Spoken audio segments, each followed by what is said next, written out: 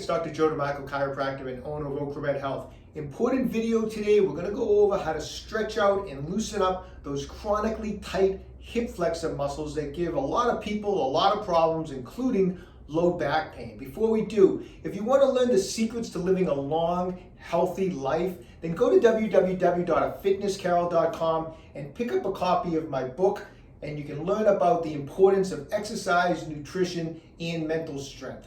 Also, when you have a second, visit my website, www.OcraMedHealth.com. We have a big sale going on our SRI 3.0 massage guns. If you haven't done so already, take a moment right now, subscribe to my channel, OcraMed Health on YouTube. Click that little bell notification. It notifies you every time I upload a new video. And at the end of today's video, if you find the information helpful, I'd appreciate a thumbs up. So before we get into the stretches today that we're going to go over, we have to talk a little bit about the anatomy. We have to know what we're stretching. So hip flexors, we have a couple primary hip flexors, which are known as the iliacus and the psoas. Now, when it comes to back pain, or what I consider probably as a chiropractor, probably the most important of the hip flexors is the psoas, because the psoas muscle actually attaches directly into the spine. It attaches into the T12, L1, L2, and L4 vertebra, and also on the lateral aspects of those discs in between those vertebrae. So this is an important muscle because when it gets tight and it loses elasticity and it begins to shorten, it's going to put stress into the back, and it's responsible a lot of times for back pain. So that's an important muscle. The iliacus, another primary hip flexor. More on a secondary level, the rectus femoris, which is one of your 4 quadriceps muscles. It's the only quadricep muscle that actually crosses the hip joint, so it aids in hip flexion. So those are the muscles we're kind of going after when we're stretching the hip flexors. There's some other muscles involved that play a part in hip flexion. We're not going to go over every single muscle involved with hip flexion, but those are kind of the 3 main muscles that we're going to be focusing on today while we go over stretches. Okay, so here's the first stretch. There's actually 2 parts to it. The first part is an easier variation, and then we're going to intensify it on the second part, okay? All you're going to need is a bench. You can do it off your sofa or off your bed. It doesn't matter, okay? So we're going to start by just laying back just like that. Keep the back nice and flat on the bench. I'm going to be stretching my right hip flexor. So what I'm going to do is with my left knee, I'm going to pull it towards my chest and hold it in position like that. Then I'm going to let the right leg come out and just drop off of the bench. And we're just going to let gravity kind of stretch this hip flexor out. I'm going to hold it for 30 seconds while we do some nice deep breathing and relax. Really try to relax for 30 seconds. Now, once you've been doing this, if you feel like you want to get a little more intensity on the stretch, you can put a light ankle weight on your ankle and let that pull on your hip flexor a little bit more, okay? Now, after 30 seconds, you're going to come back up, take a few seconds to rest, and now we're going to make this a little more intense. What we're going to do is we're going to grab that knee again, but this time as we come back, I want you to bring your leg all the way back, like till you're on your toes like this. Go back as far as you can. And from this position, I want you to bring your ankle like that, like start flexing your ankle back so you're pulling your knee down and really intensifying the stretch on the hip flexor. So we're going to go from this position where the toes are curled under like that, and then we're going to bring the ankle this way, and this is going to pull that knee down and go as far as you can. And when you can't pull it any further, you should really feel a nice intense stretch on those hip flexors. And at this position, you're going to hold it for 30 seconds, okay? Just like that. So I want you to run through that 3 times for 30 seconds. So do the leg hang for three times, and then I want you to do this more intense version 3 times for 30 seconds. Okay, I really like this next stretch a lot, and there's actually, again, 2 parts to it, okay? This can be done against a door jamb. I'm going to use the side of my squat rack, but basically what I'm going to be doing is, on this particular demonstration, I'm going to be stretching the left hip flexor. So whatever side you're stretching is the side that's against the door jamb or the side that's against the squat rack, okay? So I'm going to demonstrate stretching the left hip flexor. So what I'm going to do is I'm going to bring that left leg back. I'm going to keep the leg straight. I'm going to be up on the toes. And the right leg, I'm going to step forward like this. Keep your torso straight. Don't let yourself arch. So keep the torso straight and then drop down with that back leg straight, and you're going to start feeling that stretch on the left hip flexors. Now, once you've gotten to the point where you feel like that's about as far as you can go, you feel a nice stretch, take the left arm, and I want you to come up with it.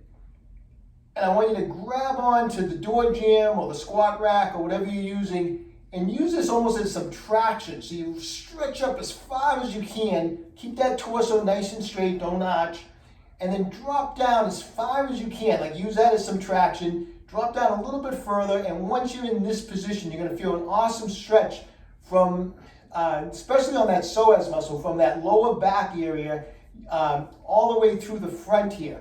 And you're going to hold this for just 30 seconds, breathing deeply and trying to really relax. So I'm going to show you from this angle, but what's happening is when you're in this position here, you're going to feel that stretch right into where the psoas is attached into that lower spine. So you're going to be able to get a good release on that section of the psoas, and then you're going to feel it all the way through the front of that hip flexor. So it's a great way to really reach that entire section of the psoas muscle.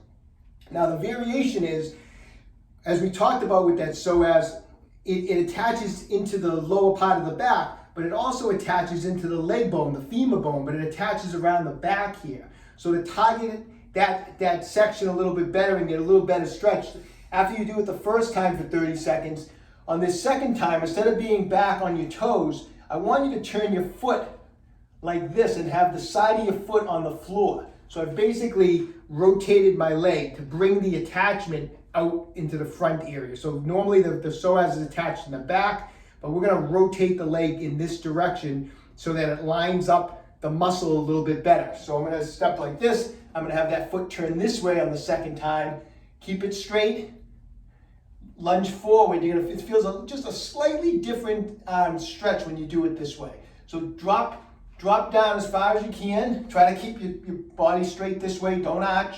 And then again, drop down, stretch up, reach up as high as you can, traction it up, and drop down as far as you can when you can't go any further.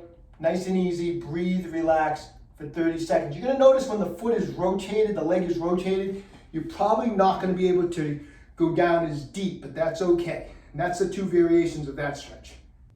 Okay, here's the last stretch. Once again, two variations to it, okay? You need to get up against the wall. This demonstration is demonstrating I'm going to be stretching the right hip flexor. So I'm going to be up on the left leg like this. The right leg, I'm going to get the foot against the wall like that. I'm going to bring my knee, try to angle it so you can just see it. I'm going to bring my knee all the way back so that it's touching the wall. So bring it back as far as you can.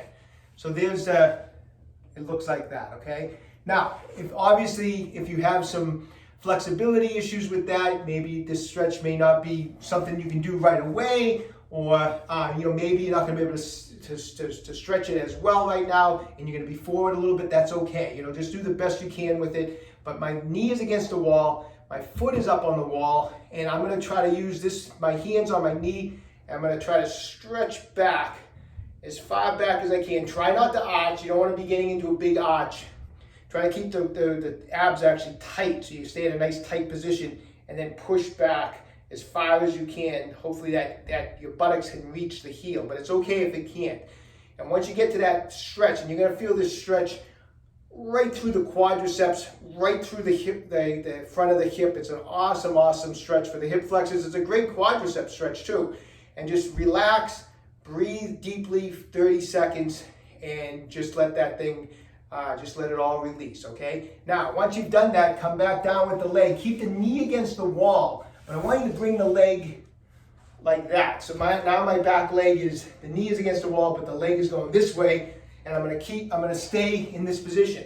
Now this gets back to what we were just talking about the psoas. We're rotating the leg to bring the attachment site for the psoas more in line this way. So it gives a little different stretch again. It feels really good. And what we're going to do from here is I'm going to square my body, and you're going to feel that even pull when you try to square your shoulders a lot of times. And now I'm going to lean forward like that. And you're going to feel the stretch a little differently because we've rotated the leg.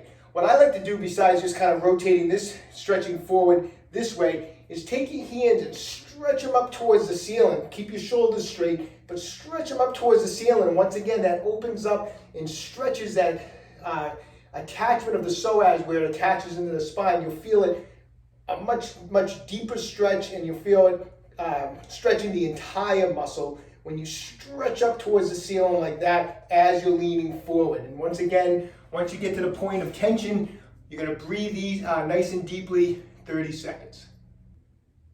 I hope you found those stretches today helpful.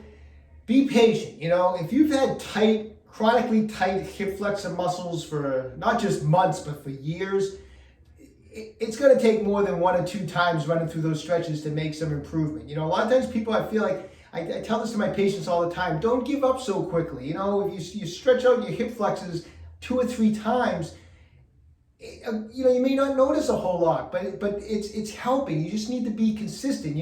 I always tell patients, if you can just get like a 1 or 2% improvement week to week, it may not seem like much at first, but that adds up quite a bit over 3 months, 4 months, 5 months, 6 months, and you'd be surprised the progress you can make if you stick with it. So don't give up. Don't stop because you think after 2 or 3 times it's not helping. These things take time, and you just need to be patient, and you need to be consistent. That's why, best of luck to everyone. Stay young, train hard.